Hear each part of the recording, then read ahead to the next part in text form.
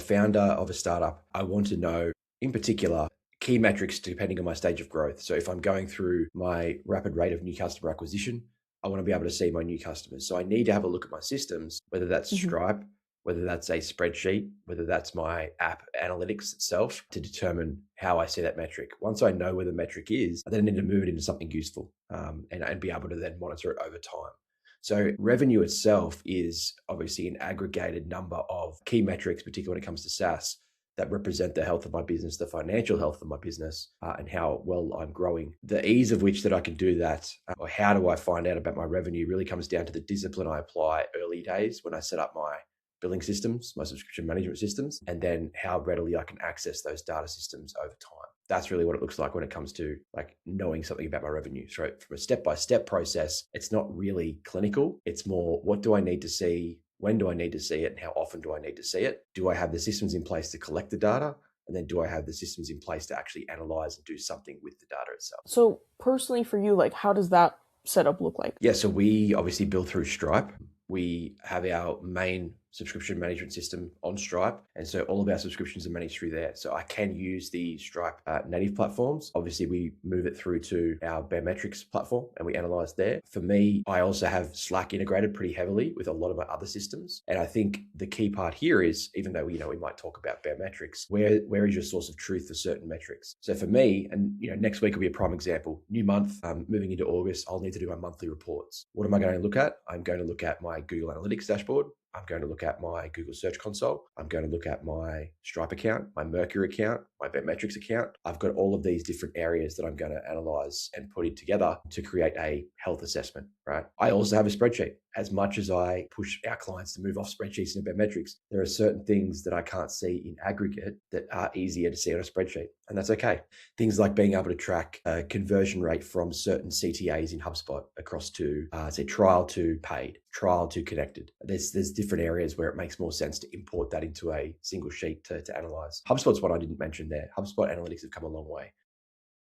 Most successful pages, most successful CTAs, newsletters, emails, they're all data points I get out of HubSpot, reconcile against Baremetrics, align with our Google search health, and produce something meaningful to focus on in the next month. Now, what is the most frustrating part of that process? Well, I guess the frustrating part is having multiple data sets and multiple areas I need to access to get the data I need. But there's also value in that because it allows me to isolate where a problem might be. If all that data was coming into a data warehouse and then producing me a bespoke report for Baremetrics, then if I wanted to adjust some parameters on a marketing campaign we're running to see the impact on our funnel, I probably would have a bit more trouble determining whether that's affected certain areas. Whereas if I can see it in isolation, it's a little bit easier. So I guess the frustration is having to access it in multiple points. And yes, it'd be nice to have it in one spot, but I think it comes down to a bit of discipline of knowing what your source of truth is and having trust in your data sources that you're actually going to get something valuable. You talk about different places and having to toggle between different things. And there is merit in having to look at each piece to see how it affects the whole, right?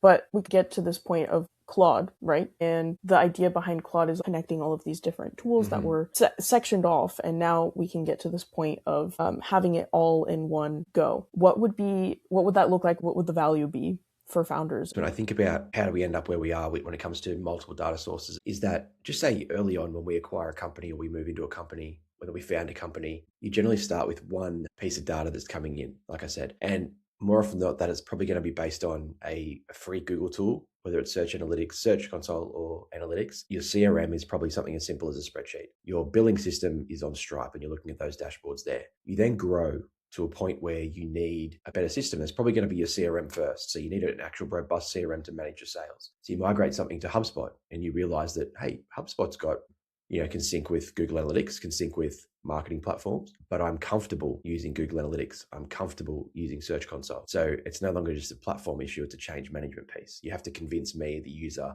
that the integration with HubSpot is better than what I already know and what I'm comfortable with in Google Analytics directly. As we get through that stage there, you start to look for, there's no one platform out there that reports on everything accurately. And there, again, if you've embedded your knowledge and you've embedded your habits in a particular system, asking you, the individual, to change that habit is a big lift for anyone. And that's the quandary of SaaS vendors across the world, right? You're trying to get people to change their ways to what you'd say is a better, more accurate data point or whatever it might be. When something like Claude comes around, and the interesting thing about Claude and how it's maturing in this state is that it is able to connect multiple platforms into a contextual layer and give you combined insights across the board. And I'm not here to be a spokesperson for Claude, because there is still very much a lot of inaccuracy in the reports that it can give you, depending on the prompt and the structure you put around it. But there is certainly more and more value coming out of these platforms where they are able to combine data points, recognize consistencies between data points, and then give you long-term trend and analysis on those data points quickly, more readily, and easier than before. And the key example I think here is, and why platforms like Claude are starting to win, it's having that conversation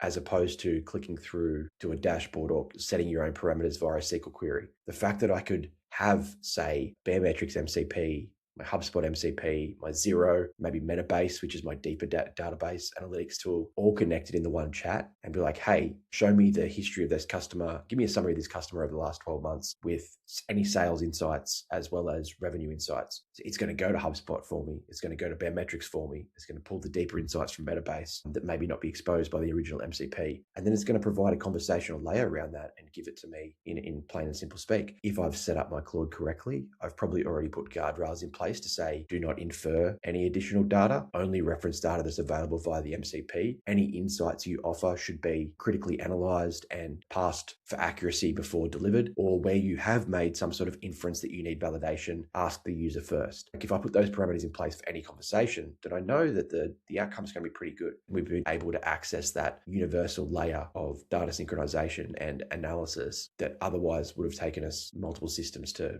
sort of dig into and collect and aggregate ourselves.